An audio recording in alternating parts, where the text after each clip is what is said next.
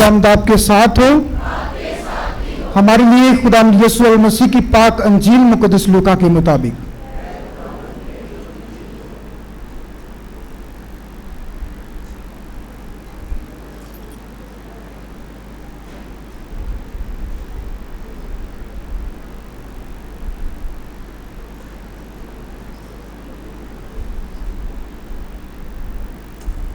उसके नामे बाप की 51 आयत से लेकर 62 आयत तक।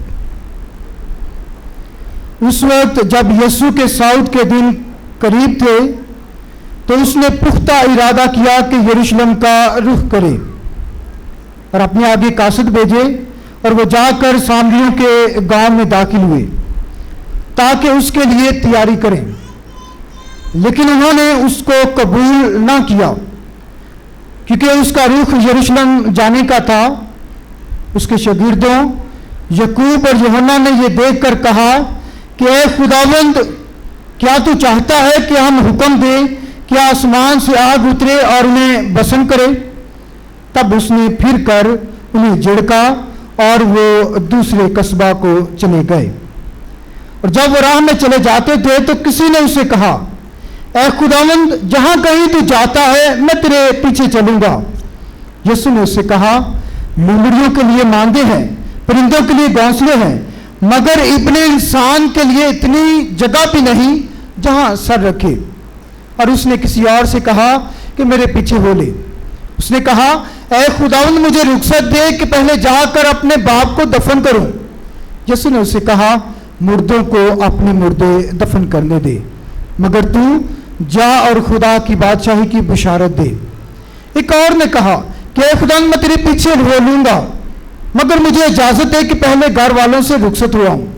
यीशु ने उससे कहा कि जो कोई अपना हाथ हल पर रखकर पीछे देखता है वो खुदा की बादशाही के लायक नहीं। पाक अंजील के वसीला से हमारी खताएं मुआफ की जाएं। मसीह खुदा में मेरे अज़ीज़ों, ईदें और त्यौहार मनाने के बाद एक बार फिर से कलीसिया आम इतवारों का आगाज करती है और आज 13वां इतवार है। और आज की जो तलावतों का मरकजी ख्याल है वो है शागिर्दियत, बुलावा, जिसके लिए आज हमारी सिस्टर साहबात भी हमारे दरम्यान मौजूद हैं ताकि बुलाहटों के फरोग के लिए प्रोग्राम मुनक्कद कर सके। तो भरपूर तालियों में अपनी सिस्टर साहबात को खुशामदीद भी कहता हूँ और दुआ गो हूँ कि खुदा बहुत सारी बेटियों को, लड़कियों को मुतासर करे ताकि इस जमायत को ज्वाइन करके खुदा की खिदमत करने वाली बन सके। तो आज की पहली तिलावत में देखेंगे कि शागिर्द का चुनाव कैसे होता है, शागिर्द चुना कैसे जाता है। दूसरी तिलावत में मुकद्दस पौलुस रसूल शागिर्द की हदायत करते हैं कि जब वो शागिर्द बन गया तो फिर उसने रहना कैसे है, किस किस्म की जिंदगी गुजारनी है। और खुदा यीशु मसीह आज की पाक अंजील में अपनी जिंदगी का मकसद और शागिर्दियत के तकाजे या असूल या फिर ज़ाब्ता हयात उनके आगे रखता है कि अगर ऐसे करोगे तो फिर तुम खुदा की बादशाही में दाखिल हो सकोगे। लेकिन सबसे पहले सवाल यह है कि शागिर्द है कौन? Who is the disciple? शागिर्द वो है जो शाह के गिर्द, चुगिर्द रहता है, उसकी खिदमत करता है, उसका ख्याल रखता है, उसकी बातों के मुताबिक जिंदगी बसर करता है, वफादारी और ताबियादारी के साथ हमेशा उसके साथ साथ चलता है। लेकिन हमारा खुदा यीशु मसीह तमाम पैगंबरों से बड़ा पैगंबर, नबियों से बड़ा नबी है, उस्तादों का उस्ताद है, आलमों का आलम है। वो क्या हमें फरमाता है कि जो कोई अब मेरा शागिर्द बनना चाहे, मेरा पैरो बनना चाहे, सबसे पहले खुद निकारी करे, सेल्फ डिनायल। सबसे पहले क्या करना है? खुद निकारी करनी है, फिर अपनी हर रोज अपनी सलीब उठानी है और मेरे पीछे हो लेना। ये 3 बातें अंजील भी जो है 3 इश्कास के बारे में है कि वो यीशु के पीछे चलना चाहते हैं और 3 तकाजे हैं कि किस तरह से वो जिंदगी गुजारना चाहते हैं। लेकिन अगर कोई खुद निकारी ना करे, सलीब ना उठाए और यीशु के पीछे ना चले, वो यीशु का शागिर्द नहीं हो सकता। ये 3 बातें, ये काम ये अपनाना बड़ा जरूरी है, क्योंकि जितनी देर तक हम खुद इंकारी नहीं करते, हम कभी भी यीशु के पीछे नहीं जा सकते। अगर हर रोज मैं अपनी स्लीव ना उठाऊं तो मैं कभी भी यीशु का शागिर्द नहीं हो सकता। उसके लिए मुझे सबसे पहले खुदा की मर्जी को अपनी जिंदगी में पूरा करना है, और अगर यीशु का शागिर्द बनना है तो फिर यीशु जैसा किरदार, उस जैसा रवैया, उस जैसा मिजाज अपनाना बड़ा जरूरी है। क्योंकि मुकद्दस पौलुस रसूल कहते हैं कि बस तुम्हारा मिजाज वही हो जो मसीह खुदावंद का है। तो यीशु का शागिर्द बनना से वो जैसा मिजाज रवैया अपनाना बड़ा जरूरी है। तो यीशु का मिजाज है क्या कि मैं हलाक करने नहीं बल्कि दुनिया को बचाने आया हूं। किसी ने तकलीफ देनी या मारन नहीं, हलाक कर नहीं, बल्कि जिंदगी देना। जिंदगी हम अपने कामों से, अपनी बातों से भी दूसरों को जिंदगी दे सकते हैं। तो मैंने कहा कि पहली तिलावत में सुनेंगे कि शागिर्द का चुनाव कैसे होता है। तो पहली तिलावत जो मलूक नबी की पहली किताब उसके 19वें बाब में से ली गई, जिसमें इलियास नबी जो है वो इज़बेल के डर और खौफ से भाग जाता है और हरेब के पहाड़ में कगार में जाकर छुप जाता है। खुदा देखता है, उसे हम कलाम होता है कि इलियास तू कहां चला गया। कहता कि खुदावंद बनी इस्राएल कौम ने तेरे खिलाफ बगावत की और मैंने जब चैलेंज किया तो वो मुझे मारने पे तुला।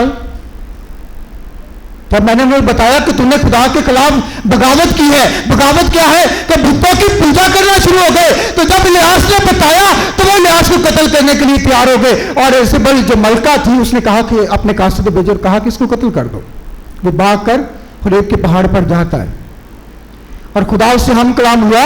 और जब खुदा ने ये बात सुनी तो खुदा ने कहा कि जा और एलीशा को अपने लिए जाननशीन, अपने लिए शागिर्द चुन ले, उसको मसा कर।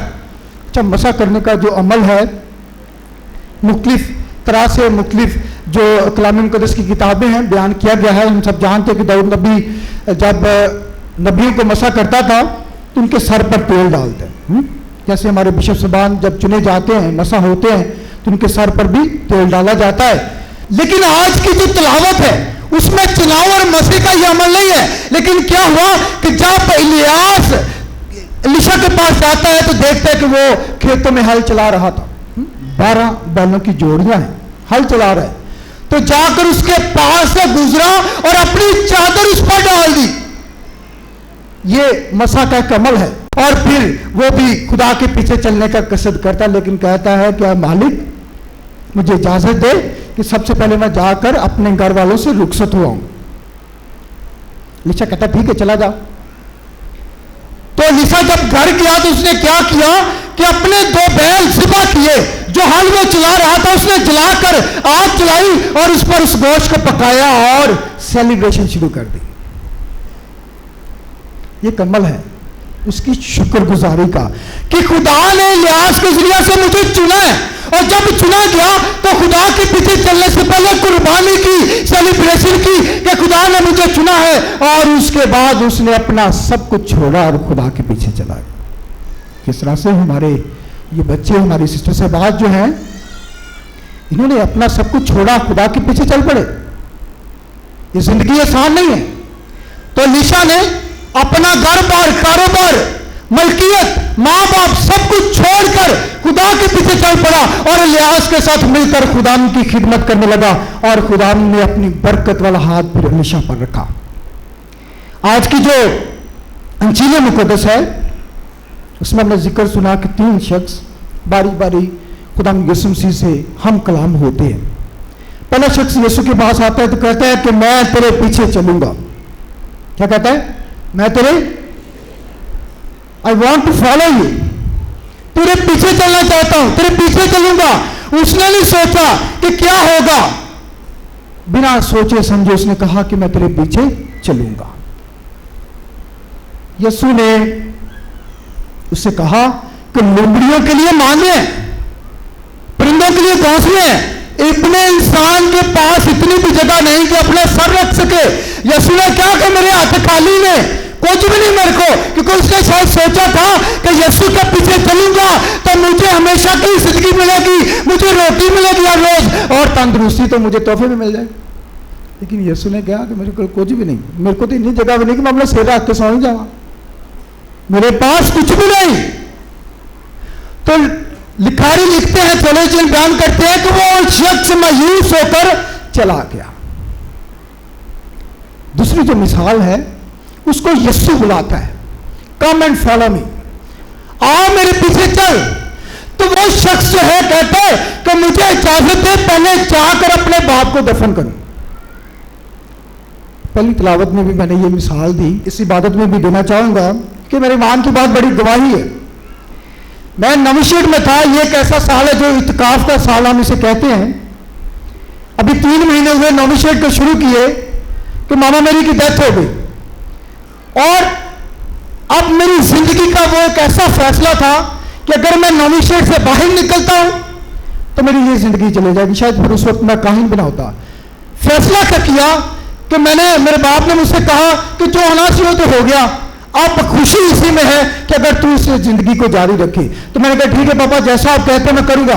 तो उस वक्त जब मैंने ये फैसला लिया कि मैं रहूंगा, तो खुदा ने मेरा साथ दिया। हर मंजिल पर, हर कदम पर वो मेरे साथ साथ चलता रहा, और आज खुदा ने मुझे सरफराज किया। और मैं काहिन, क्या कहा, मुर्दों को अपने मुर्दे। अगर मैं खुदा की मर्जी पूरी ना करता, खुदा की आवाज को लब्बैक ना कहता, तो शायद आज मैं काहिन ना होता। मैं नसीहत करना चाहता हूं अपनी छोटी बहनों को जिन्होंने इस जिंदगी को अपनाया है। किस जिंदगी में जब खुदा को चुन लिया है, या जो लोग चुनना चाहते हैं, खुदा के पीछे चलना चाहते हैं, उनके लिए यह है कि अपनी जिंदगी में खुदा की मर्जी को पूरा करना है। जब पूरा करेंगे तो फिर खुदा ना सिर्फ काहिन को बल्कि काहिन के साथ पुश्तों को खुदा बरकत देता है। जिससे से बात की, जो खानदान है, रिश्तेदार है, उनके साथ पुश्तों को भी खुदा बरकत देता है। और आज मैं चाहूंगा कि आप में से कोई भी बेटी अपने आप को पेश करे ताकि आप भी इन सिस्टर सवाब की तरह खुदा की खिदमत कर सकें। तीसरा शख्स, वो भी यीशु से कहता है कि मैं तेरे पीछे चलूंगा। यीशु से क्या कहता है कि मुझे इजाजत दे ताकि मैं अलविदा होकर आऊं। यह जरूरी भी है। मिसाल की जब मैं घर से चला था, या जितने भी ब्रदर साहबान है, फादर साहबान है, घर से चलते तो अलविदा होकर आते हैं। कभी कभी माँ बाप आप जुदा भी हो जाते हैं, रोते हैं कि साडा पुत्र या धी साढ़े तो जुदा हो गई, दूसरी जिंदगी से चले गई, उन्होंने मोड़ के नहीं आना। तो वो रोते भी हैं, इस हकीकत को महसूस करते हैं। लेकिन खुदा यीशु मसीह उस शख्स से क्या कहते हैं कि जो कोई हल पर हाथ रखकर पीछे मुड़ता है, पीछे देखता है, वो मेरी बादशाही के काबिल नहीं है, वो कभी भी मेरी बादशाही में दाखिल नहीं हो सकता। इस जिंदगी में रहते हुए जब अपनी मंजिल का तयन कर लिया है, फिर रास्ते में कुछ भी हो जाए, जिस इंसान का फोकस क्लियर है, उसका मिशन, उसका गोल क्लियर है, फिर कुछ भी हो जाए फिर नहीं मोड़ता, फिर वो वापस नहीं देखता, बल्कि अपनी मंजिल की तरफ भागना शुरू कर देता है, क्योंकि उसको पता है कि मैंने हमेशा की जिंदगी हासिल करनी है। पहली मिसाल में खुद ही निकारी है, क्योंकि उसने तो चाहा था कि बहुत कुछ मिलेगा।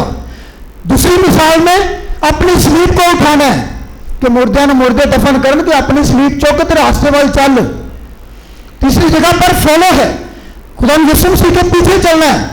तो तीसरी मिसाल में जड़ा उस रास्ते पे चलेगा वही हमेशा की जिंदगी का वारिस बनेगा। दोस्तों, आज हमारे काहिनों की जिंदगी में, सिस्टरबाद की जिंदगी में बहुत सारी मुश्किलात आती हैं। इजी लाइफ नहीं है कि ये कहें कि जी फूलों की सेज है, नहीं, कि बड़ी पुरसुकून जिंदगी है। बहुत सारी मुश्किलात का, दुश्वारियों का हमें सामना करना पड़ता है, लेकिन उसके बावजूद भी खुदा हम पर रहम करता है, अपना फसल बरकत वाला हाथ बढ़ाए रखता है, हर मुश्किल परेशानी से लड़ना सिखाता है। तो जब हम नेक नियत के साथ खुदा के साथ चलते हैं तो फिर खुदा भी हमारा हामी नासिर होता है। दूसरी तिलावत में हिदायत की मैंने बात की, खुदा ने कहा हमें मुकद्दस पौलुस रसूल के जरिए कि मैंने तुम्हें आजादी के लिए आजाद किया है, कि उसने अपना पाक लहू बहाकर हमें गुनाह की गुलामी से निकाला है ताकि हम मोहब्बत के जुए में बन जाए। मोहब्बत शरीयत का खलासा है। क्या कहा कि तुम अपने हमसाये को अपनी मानद प्यार करो, यह ना हो कि तुम गुस्से में एक दूसरे को निगल जाओ, बल्कि मोहब्बत करो। खुदा ने हमें मोहब्बत जीने के लिए दी है, एक दूसरे का ख्याल रखने के लिए दी है।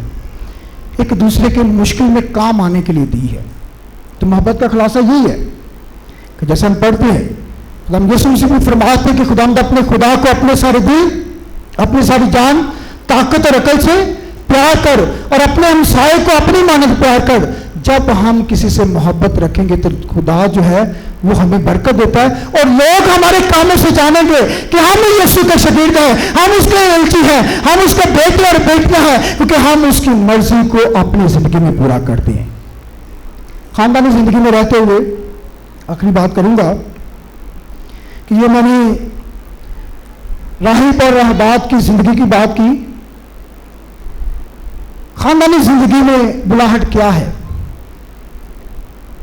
खुदा ने कहा कि जिनको खुदा ने जोड़ा उसको इंसान जुदा। एक औरत और मर्द जो शादी में बंधे हैं, उनकी वफादारी उनकी बुलाहट है।